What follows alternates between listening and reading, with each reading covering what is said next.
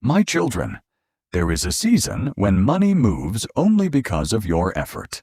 And then there is a season when it begins to run on its own. I'm not telling you this like some line from a textbook. I'm telling you this as an old man who spent years in finance, then retired, and built real wealth in construction from dirtstone concrete and patience. Love young people because you have something we no longer have: time. But I also know this: young people can be impatient. They look at their account and say, "I am working this hard, so why is my money not growing?" And that is exactly where most people fall out of the game. Because when your money is below a certain number, the growth is almost invisible. It feels like no matter what you do, the needle refuses to move. But once you get above that number, your investments can begin earning more in a single year than you could save from your own paycheck in that same year. And here is the frustrating part. Most people give up right when they are getting close to that line. They quit on the final turn.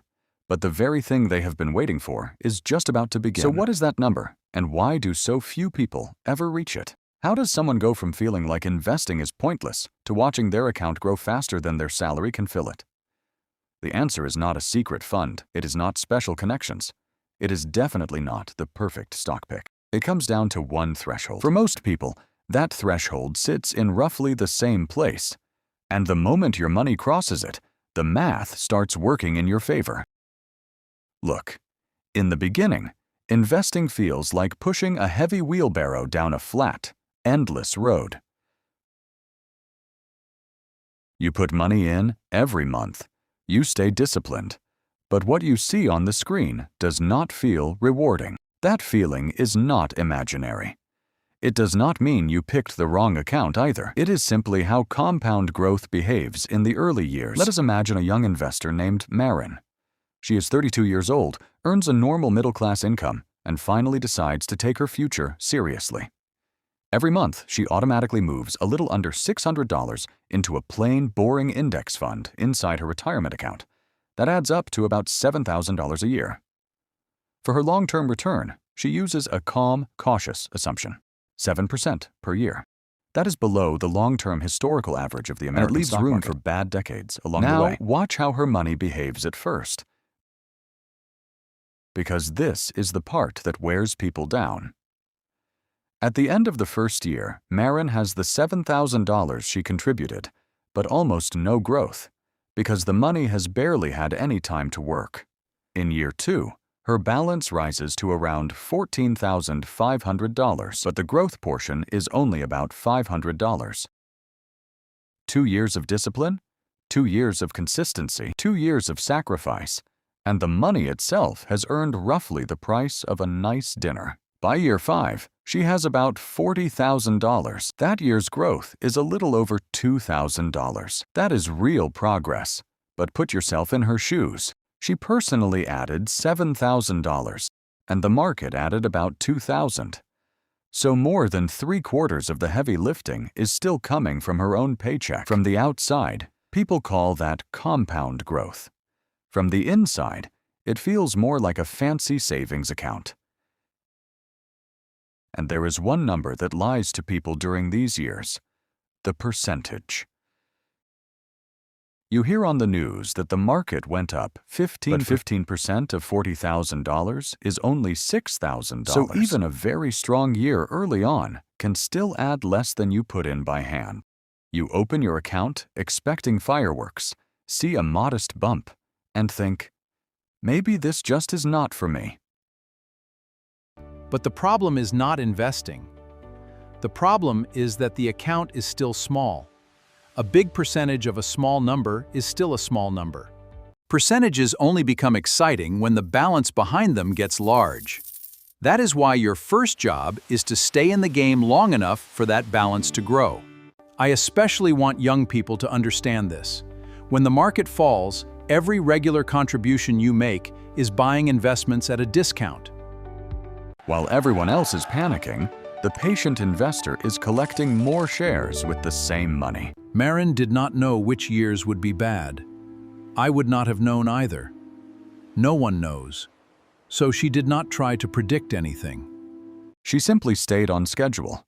She bought in bad years, and she bought in good years. The cheap shares she picked up during frightening times later became some of the biggest logs in the fire. For someone who is still climbing, a downturn is not always a disaster. For a disciplined buyer, it often looks more like a gift. The people a crash truly destroys are the ones who panic and sell, turning a temporary drop into a permanent loss. This is the part that breaks people. For years, you are the engine. The thing everyone calls compound growth is barely whispering in the corner. But this slow, thankless, frustrating period is not proof that you're failing. It is the price you pay before the road finally tilts in your favor. I saw the same thing in construction. When you are laying the foundation, no one sees the building yet. There is mud, steel, concrete, cost, and mess. But if the foundation is right, one day the building rises fast. An investment account goes through 3 stages too. The first stage is the long climb, when your own contributions are doing almost everything and the growth is too small to feel. The second stage is ignition, when one year comes along and the math quietly flips. Your money starts earning more than your savings. The third stage is cruising, when growth becomes the main event and your contributions become small pieces of wood tossed onto a fire that is already burning. Most people quit in the first stage. They think the first stage is the whole journey. But the whole point of the climb is to reach ignition. Now let me defend that 7% assumption for a moment. Over long periods of history, broad baskets of American stocks have returned close to 10% a year on average before inflation. Marin is planning with 7% instead. That means she is giving herself room. If the future is as generous as the past, the road gets shorter and the fire lights sooner. Planning cautiously gives life a chance to surprise you in the right direction. Most people do the opposite with their money. They plan too optimistically, and then reality hits them hard. Marin's advantage is her calmness. Now you might be thinking, I cannot set aside $7,000 a year. Income varies, but the principle is clear. When your money's yearly growth matches your annual contribution, the game changes. At that ignition point, the market begins matching your effort. Before that line, you carry your portfolio. After it, your portfolio carries you. If you save $7,000 a year, your ignition point is $100,000 under a 7% return. This is the pure math behind Charlie Munger's famous rule. The first $100,000 is the hardest. Most people fail in the dead zone, between $40,000 and $80,000. They sacrifice for years, but because the growth still feels small, they quit when life gets expensive. They lose due to behavior, pulling the wheelbarrow back down the hill just before the top. Do not let go! I do not care! The greatest investing skill is knowing how to do nothing on purpose for a very long time. To survive this zone, rely on automation, not willpower. Automating your contribution removes the burden of choice from the process. Continuing through these boring years creates a massive wealth gap compared to stopping early or withdrawing cash. After $100,000, compound interest accelerates rapidly. Reaching the first $100,000 takes around 11 years, but doubling to $200,000 takes only about 6 years. At 7%, your money doubles every 10 years, meaning the biggest growth happens when you do the least. To light this fire sooner, your ultimate fuel is time. Starting early beats everything, but starting imperfectly today is still better than waiting forever. Success requires 3 habits. Automate contributions, increase them as your income rises, and build a safety base. A solid emergency fund prevents you from being forced to sell during terrifying market crashes. In finance, cash and bonds act as ballast. They keep your ship steady. Your equity engine burns safely. Plan wisely. The slow early years are not a judgment on your character.